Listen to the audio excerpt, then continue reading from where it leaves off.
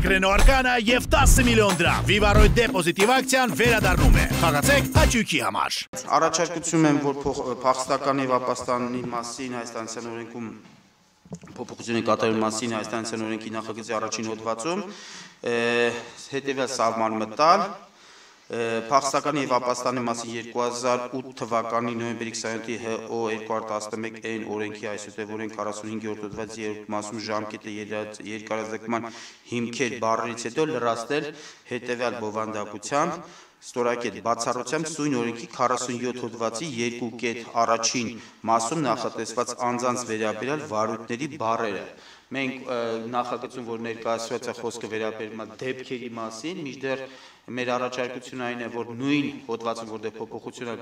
խոսքը վերաբերում է անձանց վարույթների մասին եւ հաջորդիվ նաեւ հոդվածում 47-րդ հոդվածում, որտեղ լրացում է կատարվում, եւս խոսքը վերաբերվում է անձանց վարույթների մասին Ոստի այդ բացառությունը վերաբերվի ոչ թե դեպքերի, այլ անձանց վարույթների վերաբերյալ, սա առաջի առաջարկությունը։ Մյուսը նույն օրենքում առաջարկում ենք, օրենքի 47 հոդվածը լրացնել հետևյալ նոր 2.1 առաջին մասով, ամբողջությամբ առաջարկում ենք նոր խմբագրություն։ Այն օտարերկրացին կամ քաղաքացիություն չունեցող անձը ստորակետ, ով ապօրինի հատել է Հայաստանի Հանրապետության պետական սահմանը, ստորակետ կամ ում նկատմամբ քրեական հետապնդում է իրականացում Հայաստանի Հանրապետության տարածքում կամ ով ենթակա է հանձնման օտարերկրյա պետության, կարող է դիմել ապաստան ստանալու կամ փախստականի կարգավիճակ ձեռք բերելու համար այդ իրավունքի մասին ծանոթացման պայծ բուտ 15 օրվա ընթացքում։ Սա առաջի պարբերությունը, երկրորդ պարբերությունը սույն մասում նշված անձանց նկատմամբ քրեական հետապնդում իրականացող կամ այլ մարմնի, այդ թվում նաև Հայաստանի Հանրապետության պետական սահմանի անցման կետերում սահմանապահ զորքերի, այսինքն ստեղ առաջարկության մեջ ուղղել եք։ Բաղդասարյան, հա, ես նկատեցի, որ դուք արդեն ուղղել եք այն առաջարկով, որ ես հնչեցրեցի։ Այս ֆիքսենք էլի, որ արդեն իրացված է։ Շնորհակալություն։ Իսկ Հայաստանի Հանրապետության տարածքում ոստիկանության եւ լիազոր մարմնի պաշտոնատար անձը քրեական հետապնդում հարուցելու, ազատություն զրկելու կամ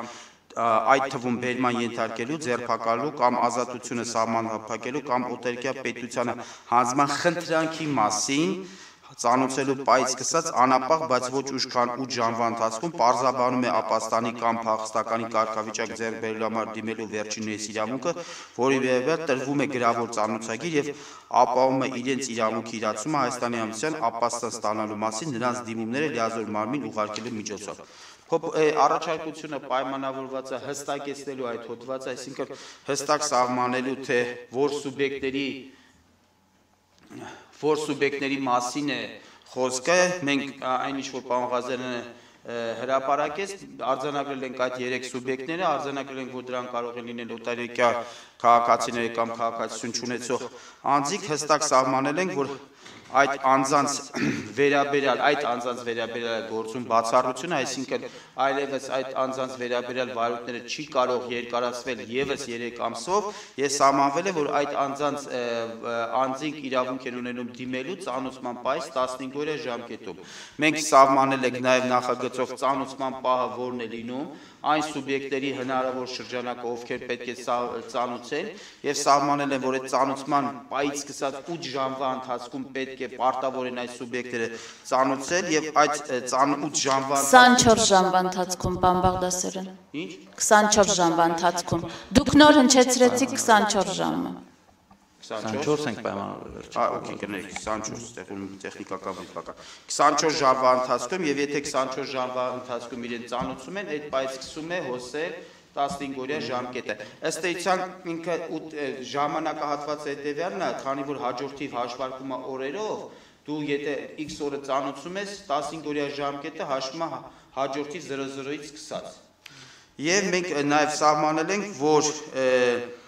ծանոթելուց հետո, երբ որ իրանք դիմումը ստանում են, ապահովում են այդ դիմումի կատարումը ուղարկելով այդ դիմումը լիազոր մարմնին։ Սա է առաջարկության իմաստը։ Հաջորդիվ առաջարկությունը վերաբերում է 3-րդ հոդվածին, օրենքի 52 հոդվածը 8-րդ մասում ուղարկում է ապաստան հայցողին բառերից հետո լրացնել հայերեն եւ ապաստան հայցողի հասկանալի լեզվով, իսկ սույն օրենքի 47 հոդվածի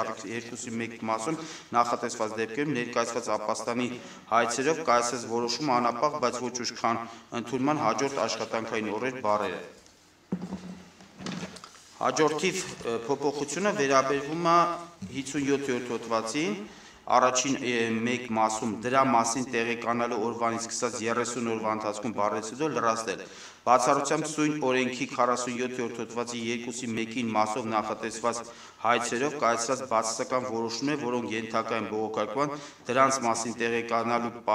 օրվանից սկսած 10 օրվա ընթացքում բառերը։ Երկրորդը երրորդ մասում կարող է բողոք ներկայացնել դատարան բառերից լրացնել բացառությամբ սույն օրենքի 47 հոդվածի երկրորդ մեկին մասով նախատեսված ապաստանի հայցերով կայացած բացասական որոշումներ, որոնք կարող են բողոք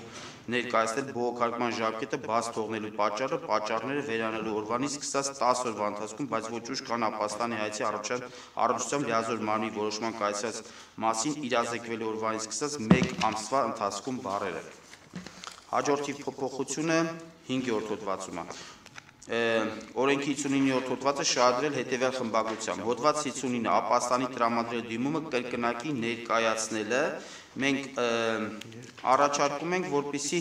առաջի հոդվածում հետևյալ ձևակերպումը ստանանք, ապաստան տրամադրելու երկրորդ դիմումը կարող է ներկայացնել ապաստան տրամադրելու առաջի դիմումի վերաբերյալ վերջնական բացասական որոշման կամ ապաստանի տրամադրելու գործընթացը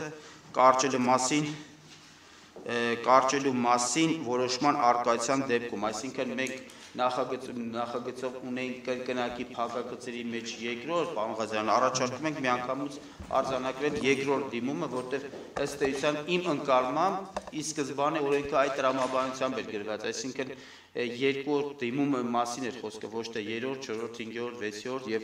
ինչպես մենք քննարկեցինք նաև աշխատանքային կարգով, այս ձևակերպումը չի բացառում նոր Երևան եկած հիմքով, որ անձը կարող է ներկայացնել ևս դիմում, սակայն դա պետք է լինի ոչ թե երկրորդ, այլ նոր դիմում, ընդ որում պետք է նոր Երևան եկած հանգամանքը ինքը նոր դիմումով հիմնավորի, որ այդ հանգամանքը հայտնի չի եղել իրեն ոչ առաջի, ոչ երկրորդ դիմում ներկայացնել, եւ ողջամիտորեն հայտնի չէր կարող լինել, այդ ձևակերպումները կան այլ հոդվածներում, հետեւաբար քննարկման ժամանակ եկանք համաձայնության, որ այս հոդվածում այդ ինստիտուտը ներառել պետք չի, սակայն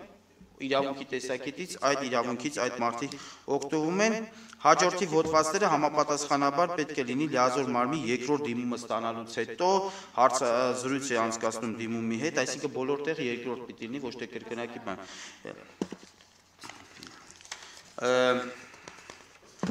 Եվ վերջի փոփոխությունը մենք առաջարկում ենք սահմանել սույն օրենքի ուժի մեջ է մտնում պաշտոնական հրապարակման օրվան հաջորդող 90-րդ օրը,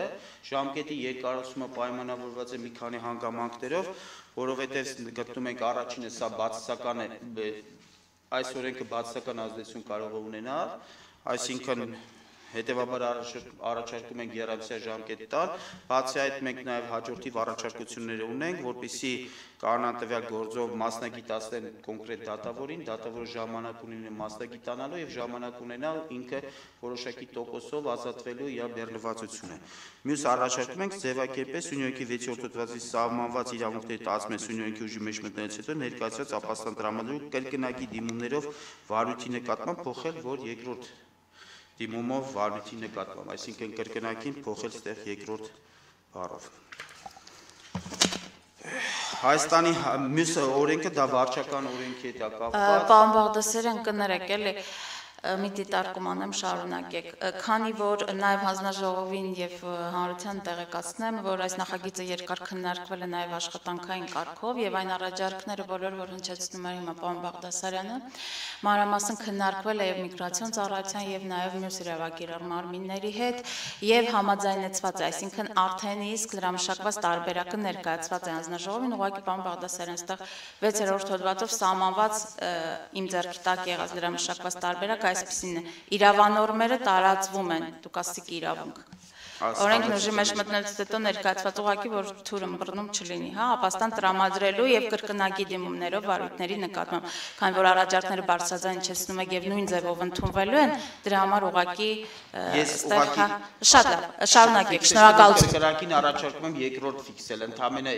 բառի փոփոխությունն է առաջարկում անել։ Այս տանության վարչական դատավարական օգնքի լրացնելու կատարման մասին օրենքի նախագծի առաջի հոդվածը մենք առաջարկում ենք գլուխ 30 մենք առաջարկում ենք որ ուժը կորցնել առաջի եւ երկրորդ հոդվածները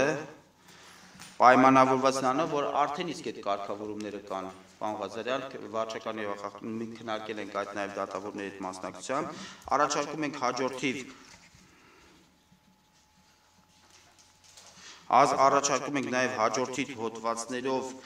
գլուխ 31 ու 6 ըստ տրամադրված նախագծի տվյալ գլուխը փոքրատարերով էր գրված, այսինքն առաջի տարը մեծատարեր, հաջորդիվ փոքրատարով դիտողություն կար, նա առաջարկություն կար բոլոր տարերը ձևակերպել մեծատարով գլխի անվանումը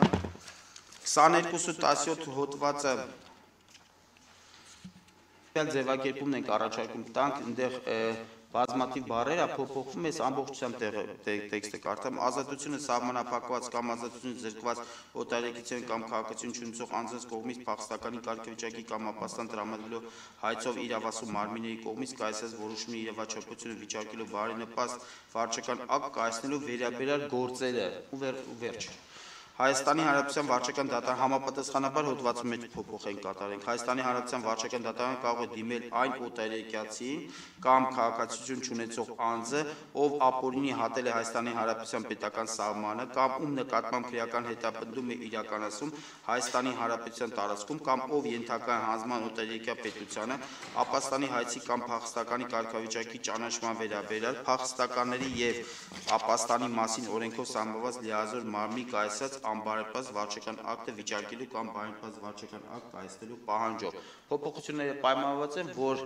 մենք համապատասխան փոփոխություն ենք արել փախստականի մասին օրենքում։ Ես 222 պրիմ 10.18 հոդվածում եւս առաջարկում ենք հետեւյալ ձևակերպումը վարչական դատարան դիմել եւ գործերի քննության ժամկետները սույն օրենսգրքի 222.17 հոդվածի առաջին մասում նշված գործերը վարչական դատարան հայցեդիմում կարող է ներկայացել փախստականի եւ ապստանի մասին օրենքով սահմանված լիազոր մարմնի կայացած անբարենպաստ վարչական ակտի մասին իրազեկելու օրվանից սկսած 15 օրվա ընթացքում։ Այստեղ ժամկետի հետ կապված է նաեւ կոնկրետ տերմինաբանություն ենք հստակեցրել համապատասխանեցնելով արդեն գործող օրենքի պահանջներին պատասխան, այսինքն վարչական, այդտեղ կար տարբերություն վարչական եւ փախստականի մասին օրենքի հետ կապված կան որոշակի հակասություններ տերմինաբանություն, բայց համապատասխանեցրել ենք վարչական բարույթի վարչական դատավարությանը։ Պատասխանողը հայցադիմումի պատասխան կարող է ներկայացել հայցադիմումը վարույթ ընդունելու մասին վարչական դատարանի որոշում ստանալուց հետո 10 օրյա ժամկետում։ Վարչական դատարանը հայցադիմի վարույթ ընդունելու մասին որոշումը կայացնելու օրվանից 1 ամսյա ժամկետում սույնօրենսգրքով սահմանված կարգով պարտադիր է քննել եւ կայացնել ու հրապարակել գործընկերության լուծող դատական ակտը եւ 222 հոդվածի 19 վերաքննիչ եւ վճռաբեկ բողոքների ժամկետների մասին են առաջարկում փոփոխություններ կատարել սույն օրենսգրքի 222.18 հոդվածի 3-րդ մասում նշված գործով վարչական դատարանի գործընկերության լուծող դատական ակտն օրինական ուժի մեջ է մտնում հրապարակման պայս 15 օրի հետո եւ նույն ժամկետում կարող է բողոքարկվել վերաքննիչ դատարան, այսինքն փոխում ենք ընդդեղի ժամկետները, վերաքննիչ բողոքի պատասխան կարող է ներկայացնել վերաքննիչ բողոքը վարույթ ընդունելու մասին վերաքննիչ դատարանի որոշում ստանալուց հետո մինչեւ գործի դատաքննությունը